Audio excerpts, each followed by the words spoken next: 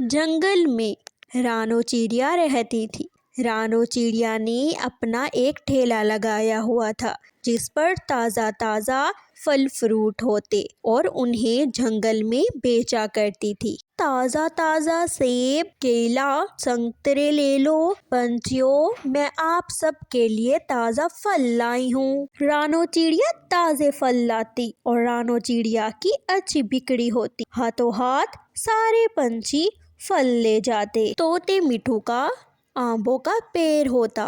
इस तरह हर तरह के फल उगे हुए थे। एक तरफ अमरूद का पेड़, दूसरी तरफ केलों का पेड़, तीसरी तरफ आंबों का पेड़।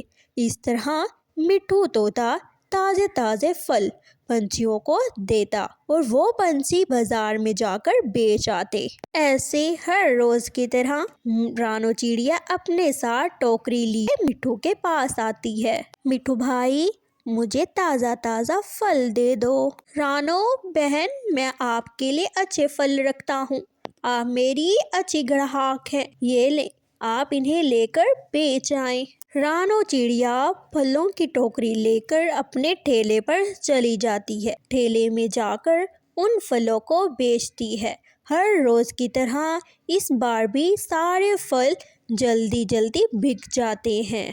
और दूसरी तरफ इसी जंगल में कालू कौवा और गौरी रहती थी जो सारा दिन घर में सोए रहते और बहुत गरीब होते क्योंकि वो कोई काम धंधा नहीं करते। एक रात कालू कौवे को तेज बुखार हो जाता है और अपनी पत्नी गौरी से कहता है, गौरी, मुझे बहुत बुखार है, जाओ मेरे लिए दवाई ले आओ। कालू, मेरे पास 1 रुपया भी नहीं है कि जाकर मैं दवाई ले आऊं। गौरी, चिड़िया के पास जाओ, उसी से पैसे लो, वही हमारी जरूर मदद करेगी और मेरे लिए दवाई ले आओ, वरना गौरी मैं मर जाऊंगा।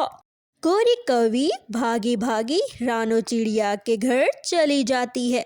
रानो चिड़िया के घर के बाहर दस्तक देती है और रानो चिड़िया घर के बाहर आती है। रानो चिड़िया को गौरी सब बताती है। रानो बहन, मैं आपको क्या बताऊं, कालू कौवा बुखार से मर रहा है, मुझे आपकी मदद की ज़रूरत है। रानो बहन, आप ही हैं जो मेरी मदद कर सकती हैं, मुझे कुछ पैसों की ज़रूरत है। गौरी बहन, चुप कर जाएं, मेरे पास कुछ पैसे रखे हैं, मैं आपको देती हूँ। रानो चिड़िया घर के अंदर आकर अलमारी से पैसे उठाती है और गौरी कवि को पैसे देती है। गौरी बहन, मैं तो आपको यही मशवरा दूंगी कि आप भी छोटा मोटा कोई काम शुरू कर लें, आपका घर चलता रहेगा। मैं भी छोटा काम करती हूँ तो हर ज़रूरियत पूरी हो जाती हैं। रानो, तुम सही कह रही हो, लेकिन मैं क्या करूँ, कुछ समझ ही नहीं आता कि कहाँ से शुरू करूँ। गौरी, मेरे ठेले के साथ तुम भी ठेला लगा लो। मिठू तोता बहुत अच्छे फल देता है और वो भी कम दाम में। तुम उसी के पास जाओ और फल लो और मेरे पास ठेला लगाकर बेचो। थोड़ा बहुत मुनाफा हो जाता है और तुम्हारा घर भी चलता रहेगा। ठीक है चिड़िया बहन, मैं कालू से जाकर इस बारे में बात करती हूँ। गौरी कवि रानो से उधार लिए पैसे लेकर दवाई लेकर घर की तरफ चल पड़ती है।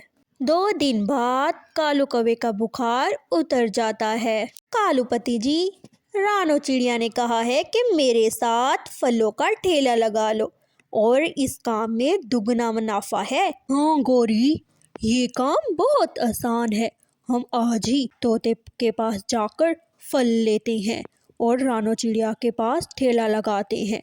देखना, रानो चिड़िया से भी अच्छा हमारा ठेला चलेगा। कालू कौवा और गौरी कौवी बड़ी सारी टोकरी लिए बाग में आ जाते हैं। मेरे प्यारे तोते भाई, हमें थोड़े फल दे दो, हम आज से फल का कारोबार शुरू कर रहे हैं। कालू, रुको, मैं तुम्हें अच्छे अच्छे फल देता हूँ, लेकिन ये बात याद रखना, ईमानदारी से काम करोगे तो दुगना मुनाफा आएगा। ये लो, तुम इन फलों को ले जाओ और पैसे बाद में दे देना।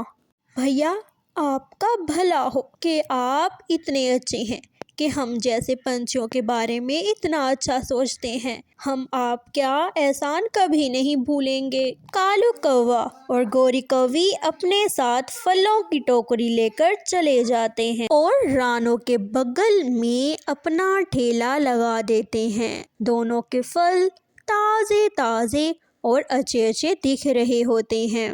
रानू बहन, आपको कोई दिक्कत तो नहीं है? अगर आपको कोई परेशानी हो रही है तो हम कहीं दूर लगा लेते हैं ठेला। नहीं नहीं कालू भाई, मुझे आपसे कोई परेशानी नहीं है, बल्कि ये मशवरा गोरी को तो मैंने ही दिया था। मुझे बहुत अच्छा लगेगा अगर आप मेरे साथ काम करेंगे।